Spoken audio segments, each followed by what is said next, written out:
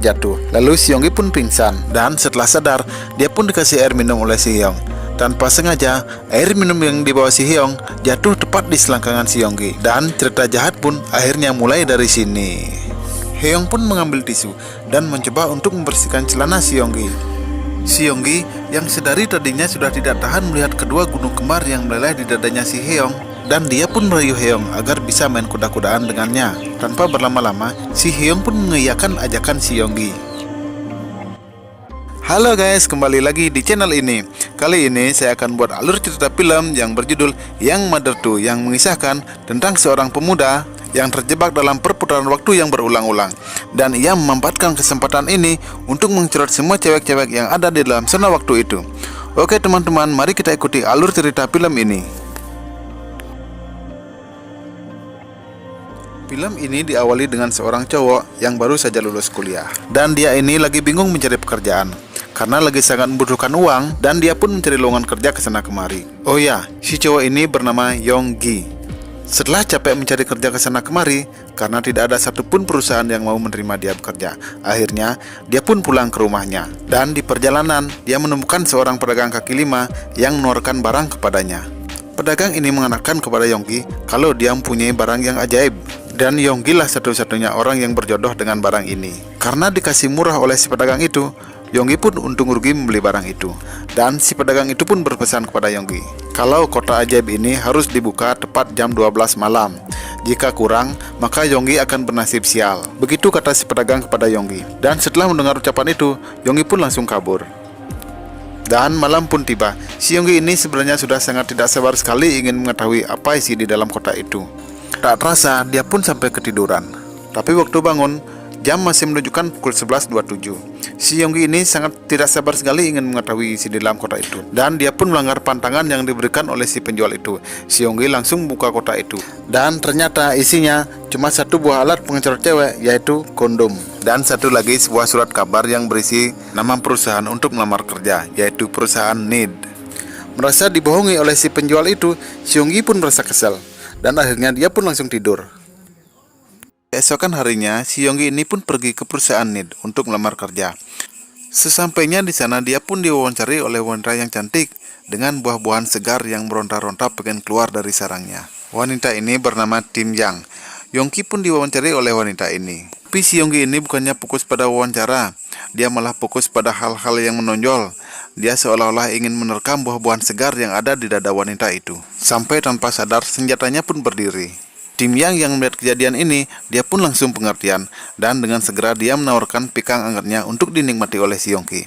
Si Yonggi pun tak menyanyiakan kesempatan itu. Dia langsung mengincerot wanita ini. Waduh, ini sih wawancara yang paling enak di dunia nih. Oke, lanjut cerita.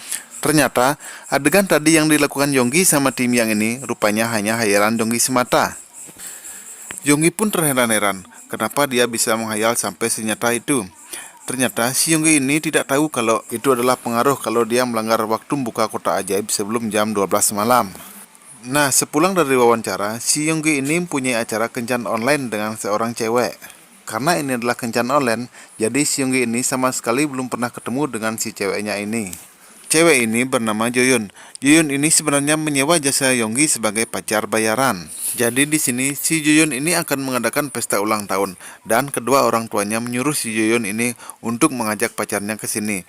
Jadi karena si Joyun ini jomblo, akhirnya dia pun menyewa jasa si Yonggi untuk menjadi pacarnya.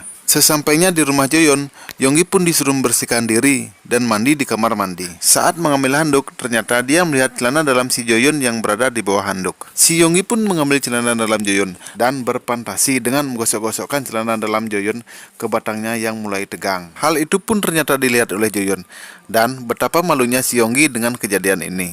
Weleh.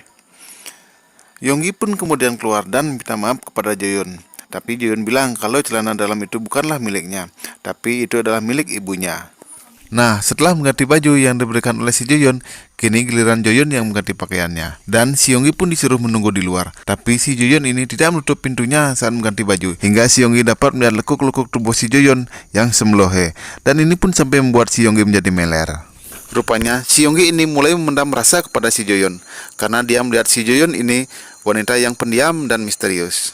Dan itu yang buat si Yonggi jadi penasaran dengan Joyun. Akhirnya mereka pun berkencan. Joyun memberitahukan kepada Yonggi hal apa saja yang harus dilakukan agar kedua orang tua Joyun tidak curiga kalau si Yonggi ini cuma pacar sewaan si Joyun. Setelah itu Joyun ditelepon oleh seseorang dan mengatakan ada urusan penting yang harus segera dilakukan Joyun. Joyun pun menyuruh Yonggi untuk segera pulang dan untuk menunggunya di rumah. Akhirnya, Yonggi pun pulang ke rumah Joyun. Dan di perjalanan, tiba-tiba Yonggi melihat semongkah pantat yang sangat semblohe. Dan ini pun sangat menggerakkan nafsu si Yonggi. Dan Yonggi pun mulai berpikiran ngaco. Dan ternyata si cewek ini adalah ibunya Joyun. Dan dia baru saja datang dari pasar untuk membeli semua keperluan untuk merayakan hari Natal. Dan si cewek ini bernama Heong. Melihat gumpalan mouse komputer yang berada di celah-celah pahanya si Heong, Yonggi pun melihat dengan mengikuti alur geol-geol pantatnya si Heong. Nah, setelah sampai di kamar, Yonggi pun lalu membantu Heong untuk menghias pohon Natal. Dan tiba-tiba, karena pijakan kakinya yang tidak bagus, dia pun lalu terpleset dan terjatuh. Lalu si Yonggi pun pingsan. Dan setelah sadar, dia pun dikasih air minum oleh si Heong. Tanpa sengaja, air minum yang dibawa si Heong jatuh tepat di selangkangan si Yonggi. Dan cerita jahat pun akhirnya mulai dari sini.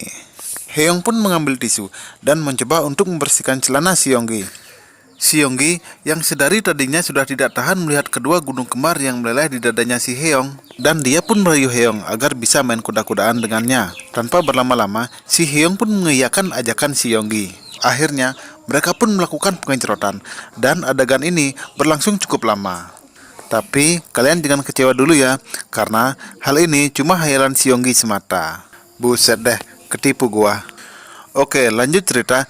Di sini terlihat si Yonggi sudah mulai sadar dan di depannya sudah ada Joyun, Heong, dan ayahnya Joyun. Dan setelah malam tiba, mereka pun merayakan hari ulang tahunnya si Joyun. Nah, ketika Joyun dan ayahnya pergi ke belakang, hanya tinggal Yonggi dan Heong saja berdua.